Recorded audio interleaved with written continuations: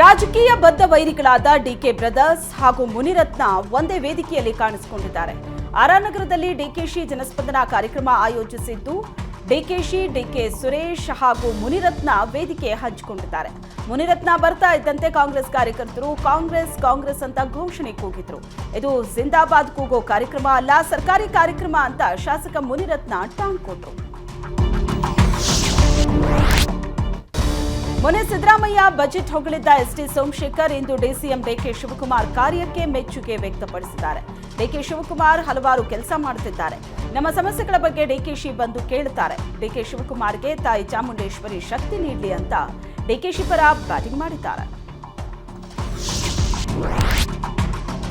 ಬೆಂಗಳೂರಿನ ಆರ್‌ನಗರದಲ್ಲಿ ಡಿಕೆ ಶಿವಕುಮಾರ್ ನೇತೃತ್ವದಲ್ಲಿ ಜನಸ್ಪಂದನ ಕಾರ್ಯಕ್ರಮ ಆಯೋಜನೆ ಮಾಡಲಾಗಿತ್ತು. ಈ ವೇಳೆ ಬಿಜೆಪಿ ವಿರುದ್ಧ ಡಿಸಿಎಂ ಡಿಕೆಶಿ ವಾಗ್ದಾಳಿ ನಡೆಸಿದ್ದಾರೆ. ಭಾವನೆಗಳ ಮೇಲೆ ನಾವು ರಾಜಕಾರಣ ಮಾಡ್ತಾ ಇಲ್ಲ, ಬದುಕಿನ ಮೇಲೆ ರಾಜಕಾರಣ ಮಾಡ್ತಿದ್ದೀವಿ. ಬೆಲೆ ಏರಿಕೆಯನ್ನ ನಿಯಂತ್ರಣಕ್ಕೆ ತರಬೇಕು, ನಿಮ್ಮ ಹೊಟ್ಟೆಯನ್ನ ನಾವು ತುಂಬಿಸಬೇಕು ಅಂತ ಬಿಜೆಪಿ ಶಾಸಕರ ಎದುರಿಗೆ ಬಿಜೆಪಿಗೆ ಡಿಕೆಶಿ ತಿಳಿದಿದ್ದಾರೆ. ಸಕ್ಕರೆ ನಾಡು ಮಂಡ್ಯದಲ್ಲಿ ಕಾಂಗ್ರೆಸ್ ಅದ್ದೂರಿ ಸಮಾವೇಶ ನಡೆಸ್ತಾ ಇದೆ. ಇದೇ ವೇಳೆ ಬಿಜೆಪಿ ಜೆಡಿಎಸ್ ವಿರುದ್ಧ ಸಿಎಂ ಸಿದ್ದರಾಮಯ್ಯ ವಾಗ್ದಾಳಿ ನಡೆಸಿದ್ದಾರೆ. ರಾಜ್ಯದಲ್ಲಿ ಬಿಜೆಪಿ ಒಂದೇ ವಿರೋಧ ಪಕ್ಷ ಆಗಿದೆ, ಬಿಜೆಪಿ ಜೊತೆ ಸೇರಿ ಜೆಡಿಎಸ್ ತನ್ನ ಅಸ್ತಿತ್ವವನ್ನೇ ಕಳ್ಕೊಂಡಿದೆ ಅಂತ ವಾಗ್ಯುದ್ಧ ನಡೆಸಿದ್ರು. ರಾಜ್ಯದಲ್ಲಿ 28 ಕ್ಷೇತ್ರ ಗೆಲ್ಲೋದಾಗಿ ಬಿಜೆಪಿ ಬುರುಡೆ ಬಿಡುತ್ತಾ ಇದೆ, ಬಿಜೆಪಿ ಸುಳ್ಳು ಹೇಳಿಕೊಂಡು ರಾಜಕಾರಣ ಮಾಡ್ತಿದೆ ಅಂತ ಸಿಎಂ ಕುಡುಕಿದ್ರು. ಮಂಡ್ಯ ಜಿಲ್ಲೆಯ ಮಳವಳ್ಳಿಯಲ್ಲಿ ಸಿಎಂಗೆ ಅದ್ದೂರಿ ಸ್ವಾಗತವನ್ನ ಕೋರಲಾಯಿತು. ಬೃಹತ್ ಆಪಲ್ ಹಾರ ಹಾಕಿ ಹೂಮಳೆ ಸುರಿಸಿ ಸಿಎಂ ಸಿದ್ದರಾಮಯ್ಯರನ್ನ ಗ್ರಾಮಸ್ಥರು ಬರಮಾಡಿಕೊಂಡ್ರು. ಮಂಚನಹಳ್ಳಿಯ ಕನಕದಾಸರ ಕಂಚಿನ ಪ್ರತಿಮೆಯನ್ನ ಸಿಎಂ ಅನಾವರಣಗೊಳಿಸಿದ್ರು. ಪ್ರತಿಮೆ ಲೋಕಾರ್ಪಣೆ ಬಳಿಕ ಮಾತನಾಡಿದ ಸಿಎಂ ಸಿದ್ದರಾಮಯ್ಯ, ಕನಕದಾಸರು ಜಾತಿ ತಾರತಮ್ಯ ಹೋಗಲಾಡಿಸೋದಕ್ಕೆ ಕನಸು ಕಂಡವರು. ಕನಕದಾಸರು ಆಕಸ್ಮಿಕವಾಗಿ ಕುರುಬ ಜನಾಂಗದಲ್ಲಿ ಹುಟ್ಟಿದ್ದಾರೆ, ಆದರೆ ಅವರು ವಿಶ್ವ ಮಾನವರಾಗಿದ್ದಾರೆ.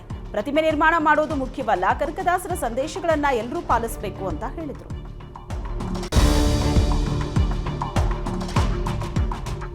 ಕನ್ನಡ ನಾಮಫಲಕಕ್ಕೆ ಡೆಡ್ಲೈನ್ ನೀಡಿದ್ದ ಬಿಬಿಎಂಪಿ ದ್ವಂದ್ವ ನಿಲುವು ಅನುಸರಿಸ್ತಾ ಇದೆ. ಫೆಬ್ರವರಿ 28ಕ್ಕೆ ಡೆಡ್ಲೈನ್ ನೀಡಿರೋ ಬಿಬಿಎಂಪಿ ಈಗಾಗಲೇ ಕೆಲ ಕಡೆ ರೇಡ್ ಮಾಡಿ ತಾತ್ಕಾಲಿಕವಾಗಿ ವಾಣಿಜ್ಯ ಮಳಿಗೆಗಳಿಗೆ ಬೀಗ ಹಾಕ್ತಾ ಇದೆ. ಆದರೆ ಕಮಿಷನರ್ ಮಾತ್ರ ನಾವು ಬೀಗ ಹಾಕಿಲ್ಲ ಅಂತಿದ್ದಾರೆ.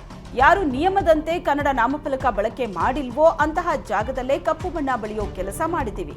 ಈಗಾಗಲೇ 40,000ಕ್ಕೂ ಅಧಿಕ ಅಂಗಡಿಗಳು ನಾಮಫಲಕವನ್ನ ಬದಲಿಸಿದ್ದಾರೆ. ಬೆಳಗಾವಿಯಲ್ಲಿ ನೂತನ ಬಸ್ಗಳನ್ನು ಲೋಕಾರ್ಪಣೆಗೊಳಿಸಲಾಯಿತು. ಬೆಳಗಾವಿ ಕೇಂದ್ರ ಬಸ್ ನಿಲ್ದಾಣದಲ್ಲಿ ಹಸಿರು ನಿಶಾನೆ ತೋರಿಸುವ ಮೂಲಕ ಸಾರಿಗೆ ಸಚಿವ ರಾಮಲಿಂಗಾರೆಡ್ಡಿ ಚಾಲನೆ ನೀಡಿದರು. ವಿಶೇಷ ತಂತ್ರಜ್ಞಾನ ಹೊಂದಿರೋ 50 ಹೊಸ ಬಸ್ಗಳು ಲೋಕಾರ್ಪಣೆಯಾಗಿದ್ದು 4 ಕೋಟಿ ವೆಚ್ಚದಲ್ಲಿ ನಿರ್ಮಾಣವಾದ ಹಾರುಗೇರಿ ಬಸ್ ನಿಲ್ದಾಣವನ್ನು ಉದ್ಘಾಟಿಸಿದರು. ಅಪಘಾತ ರಹಿತ 38 ಬಸ್ ಚಾಲಕರಿಗೆ ಬೆಳ್ಳಿ ಪದಕ ವಿತರಿಸಲಾಯಿತು. ಕಾರ್ಯಕ್ರಮದಲ್ಲಿ ಸಚಿವೆ ಲಕ್ಷ್ಮೀ ಹೆಬ್ಬಾಳ್ಕರ್, ವಾಯುವ್ಯ ಕರ್ನಾಟಕ ರಸ್ತೆ ಸಾರಿಗೆ ಸಂಸ್ಥೆ ಅಧ್ಯಕ್ಷ ರಾಜು ಕಾಗೆ, ಶಾಸಕ ಆಸಿಫ್ ಸೇಠ್, ಬಾಬಾ ಸಾಹೇಬ್ ಪಾಟೀಲ್, ಅಶೋಕ್ ಪಟ್ಟಣ್, ಚನ್ನರಾಜ್ ಹಟ್ಟಿಹೊಳಿ ಹಾಗೂ ವಾಯುವ್ಯ ಕರ್ನಾಟಕ ರಸ್ತೆ ಸಾರಿಗೆ ಸಂಸ್ಥೆ ಎಂಡಿ ಭರತ್ ಎಸ್ ಸೇರಿ ಹಲವರು ಭಾಗಿಯಾಗಿದ್ದರು. ಹಲವು ದಶಕಗಳ ಬೇಡಿಕೆಯಾಗಿದ್ದ ಹರಗಿನ ಡೋಣಿ ಕುಡಿಯೋ ನೀರಿನ ಯೋಜನೆಗೆ ಸಚಿವ ನಾಗೇಂದ್ರ ಚಾಲನೆ ನೀಡಿದರು. ಪೈಪ್ಲೈನ್ ಮೂಲಕ ಬಂದ ನೀರಲ್ಲಿ ಮಕ್ಕಳು ಕುಣಿದು ಕುಪ್ಪಳಿಸಿದ್ರು. ಯೋಜನೆಗೆ ಚಾಲನೆ ನೀಡಿ ಮಾತನಾಡಿದ ಸಚಿವ ನಾಗೇಂದ್ರ, ಶಾಸಕರ ಅನುದಾನದ ಅಡಿಯಲ್ಲಿ ಹರಗಿನ ಡೋಣಿ ಗ್ರಾಮಕ್ಕೆ ಅಲಿಪುರ ಕೆರೆಯಿಂದ ಕುಡಿಯೋ ನೀರು ಸರಬರಾಜು ಮಾಡಲಾಗಿದೆ. ಹಲವು ದಶಕಗಳಿಂದ ನೆನೆಗುದಿಗೆ ಬಿದ್ದಿದ್ದ ಈ ಯೋಜನೆಗೆ ಚಾಲನೆ ನೀಡಿರುವುದು ಸಂತಸ ತಂದಿದೆ ಅಂದರು. ಇನ್ನು 25 ಕೋಟಿ ವೆಚ್ಚದಲ್ಲಿ ಗ್ರಾಮಕ್ಕೆ ಹೊಂದಿಕೊಂಡಂತೆ ಕುಡಿಯೋ ನೀರಿನ ಕೆರೆ ನಿರ್ಮಿಸಿ ಶಾಶ್ವತ ಪರಿಹಾರ ಕಲ್ಪಿಸಲಾಗುವುದು ಅಂತ ತಿಳಿಸಿದರು. ಗಡಿ ಜಿಲ್ಲೆ ಬೀದರ್ನಲ್ಲಿ ಏಕಕಾಲಕ್ಕೆ 100 ರೌಡಿ ಶೀಟರ್ ಕೇಸ್ ಕ್ಲೋಸ್ ಆಗಿದೆ. ಸನ್ನಡತೆ ಆಧಾರದ ಮೇಲೆ ಬರೋಬ್ಬರಿ 100 ರೌಡಿಗಳ ರೌಡಿ ಶೀಟರ್ಗಳ ಕೇಸ್ ಕ್ಲೋಸ್ ಮಾಡಲಾಗಿದೆ. ಬೀದರ್ ಇತಿಹಾಸದಲ್ಲೇ ಮೊದಲ ಬಾರಿಗೆ 100 ಜನರ ರೌಡಿ ಶೀಟರ್ ಕ್ಲೋಸ್ ಮಾಡಲಾಗಿದೆ. ಸರ್ವಧರ್ಮ ಗುರುಗಳ ಮೂಲಕ ರೌಡಿ ಶೀಟರ್ಗಳಿಗೆ ಹಿತವಚನ ನೀಡಲಾಯಿತು. Bidar SP Channabasanna Langoti 100 rowdy sheeter close ಮಾಡಿದ್ದಾರೆ.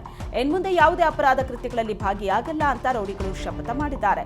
ರೌಡಿ ಶೀಟರ್ ಕ್ಲೋಸ್ ಆದ ಖುಷಿಯಲ್ಲಿ ರೌಡಿಗಳು ಪೊಲೀಸ್ ಇಲಾಖೆಗೆ ಧನ್ಯವಾದ ತಿಳಿಸಿದ್ರು. ಇನ್ನಾದರೂ ಅಪರಾಧ ಚಟುವಟಿಕೆಗಳನ್ನ ಬಿಟ್ಟು ಸುಂದರ ಜೀವನಕ್ಕೆ ಸಾಕ್ಷಿಯಾಗಿ ಅಂತ ಎಸ್ಪಿ ಮನವಿ ಮಾಡಿದರು. ಜೆರೋಸಾ ಶಾಲೆಯಲ್ಲಿ ಹಿಂದೂ ಅವಹೇಳನ ಆರೋಪದಡಿ ಶಿಕ್ಷಕಿಯನ್ನ ವಜಾಗೊಳಿಸಲಾಗಿತ್ತು. ಈ ಕೇಸ್ಗೆ ಸಂಬಂಧಿಸಿದಂತೆ ಇದೀಗ ಮಂಗಳೂರಿನ ಅಲೋಶಿಯಸ್ ಹಾಲ್ನಲ್ಲಿ ಸಿಆರ್ಐನಿಂದ ಸಭೆ ನಡೆಸಲಾಗಿದ್ದು, ಸಿಆರ್ಐನಿಂದ ಜೆರೋಸಾ ಕಾನೂನು ಹೋರಾಟಕ್ಕೆ ಬೆಂಬಲ ನೀಡಲಾಗಿದೆ.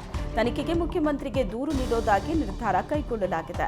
ಸಭೆಯಲ್ಲಿ 306 ಸಂಸ್ಥೆಗಳ ಸಿಸ್ಟರ್ಗಳು ಭಾಗಿಯಾಗಿದ್ದು, ಎಲ್ಲಾ ಸಿಸ್ಟರ್ಗಳು ಜೆರೋಸಾ ಶಾಲೆ ಘಟನೆ ಬಗ್ಗೆ ವಿಷಾದ ವ್ಯಕ್ತಪಡಿಸಿದರು. ಆರೋಪ ಹೊತ್ತು ವಜಾಗೊಂಡ ಸಿಸ್ಟರ್ ಪ್ರಭಾ ಜೊತೆ ನಿಲ್ಲುವುದಾಗಿ ಸಭೆಯಲ್ಲಿ ತೀರ್ಮಾನಿಸಿದರು.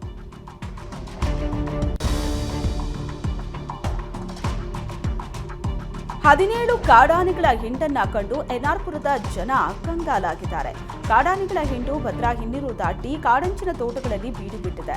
ಕಳೆದೊಂದು ತಿಂಗಳಿಂದ ಆನೆ ಹಾವಳಿಗೆ ಗ್ರಾಮಸ್ಥರು ಹೈರಾಣಾಗಿದ್ದು, ಆನೆ ಹಾವಳಿ ತಡೆಯಲಾಗದೆ ತಾವೇ ಐಬೆಕ್ಸ್ ಬೇಲಿ ನಿರ್ಮಾಣ ಮಾಡಿದ್ದಾರೆ. ಭದ್ರಾ ನದಿಯಲ್ಲಿ ನೀರು ಕಡಿಮೆಯಾಗಿದ್ದರಿಂದ ಆನೆಗಳು ನದಿ ದಾಟಿ ಬಂದು ನಿತ್ಯ ಒಂದೊಂದು ಹಳ್ಳಿಯಲ್ಲಿ ಕಾಡಾನೆಗಳು ಕಾಣಿಸಿಕೊಳ್ತಾ ಇದೆ. ಪಟಾಕಿ ಸಿಡಿಸಿದ್ರೂ ಕ್ಯಾರೆ ಎನ್ನದ ಕಾಡಾನೆಗಳನ್ನ ಓಡಿಸೋದಕ್ಕೆ ಸ್ಥಳೀಯರು ಹರಸಾಹಸ ಪಡುತ್ತಿದ್ದಾರೆ. ಈಗಾಗಲೇ ಕಾಡಾನೆಗಳು 100 ಎಕರೆ ಅಡಿಕೆ, ತೆಂಗು, ಬಾಳೆ, ಭತ್ತದ ಗದ್ದೆಗಳನ್ನ ನಾಶ ಮಾಡಿದೆ. ಅಧಿಕಾರಿಗಳಿಗೆ ಹೇಳಿದ್ರೆ ಬಂದು ಫೋಟೋ ಹೊಡ್ಕೊಂಡು ಹೋಗ್ತಾರಷ್ಟೇ ಅಂತ ಗ್ರಾಮಸ್ಥರು ಆರೋಪಿಸಿದ್ದಾರೆ.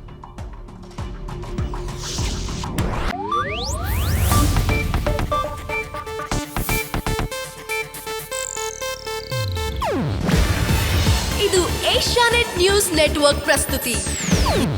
ನೀವು ನೋಡ್ತಿದ್ದೀರಾ ಏಷ್ಯಾನೆಟ್ ಸುವರ್ಣ ನ್ಯೂಸ್.